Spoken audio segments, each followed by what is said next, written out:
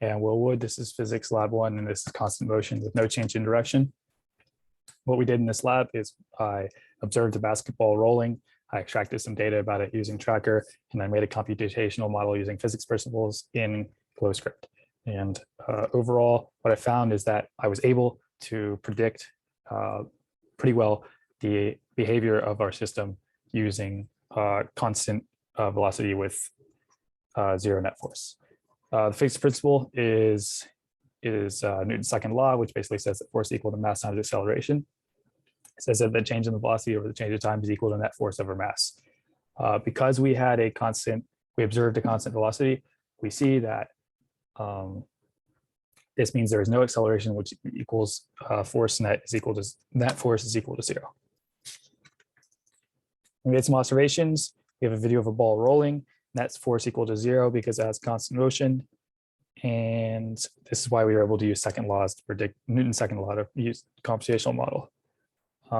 We see in our video that it's constant motion. The system is the ball, and then the surroundings are everything else other than the ball, which is me, the wall, the floor, air, etc. Then we use GlowScript to create our model. Or then we use Tracker to extract the data. We see that we set the size of the ball so we could have some relative sizes. Then we also had, we use the center of mass to record where the ball was, and then we have our generated graph on the top right. Finally, we did some coding of random model in GlowScript. We can see where we initialized the position, negative 0.008725 meters, which is where the ball started.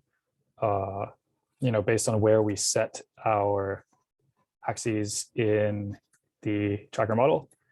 We set the velocity of the vector 0.619 plus some decimals meters per second. And we found this velocity by finding the final position minus the original position in our Tracker, divided that by the change in time, average velocity. Finally, we set our time step to 0.0335 seconds, which is the same as the time to eclipse in the frame rate, the video. Then in our while loop, we said net force is 0 because it's constant velocity. Then we said because it's constant velocity, we're not going to update the velocity each time. The velocity is going to stay the same, but we're going to update the position by adding the velocity of the ball times the change in time. Then we ran this to generate our predictions, and we see that we have a constant slope graph of position versus time, and we have a velocity graph of acceleration 0, constant velocity. Great. So then we had to compare our observations to our predictions, and we saw that it was a pretty good representation. We see on this graph, we see that the predicted distance was completely constant velocity, while the observed distance is not perfect. And this is due to a variety of factors. Some sources for error could be the ground isn't perfectly flat. There is some friction, which means the net force is not exactly 0. But overall, the prediction was pretty good. And we did this using our GlowScript and then running it and then comparing the data here. Great. So what if we set our axes the other way? So if we go back to where we set our axes in Tracker, if we set them the other way where we had positive to the left, all that would happen is that our graph here and here, we would have a negative slope. So it would be top to bottom, but our prediction would be just the same. It would be just as good.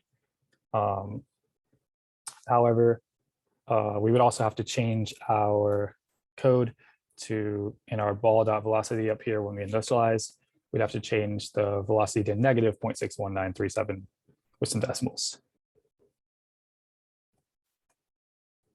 What does it mean? So in the context of net force equal to 0, we don't know all the forces acting on the ball. There's several. We simplified it, said it's net equal to 0. We know in reality that's not true. If it was true, then the ball would roll on forever. And we know from watching balls roll that eventually they stop. So we know in reality, there's some extra forces. There's gravity acting on the ball. There's friction. There's some resistance from the air. So we can't exactly say what all of them are, but for the purposes of our model, it was it was good enough to say that the net force was 0. Inclusion, just kind of the workflow of our project. We observed some data, then we observed some behavior, we extracted data using Tracker, and then we made a computational model based on Newton's second law to make predictions about the behavior. And it was a pretty good prediction, and we saw what our sources of error were. Thank you very much.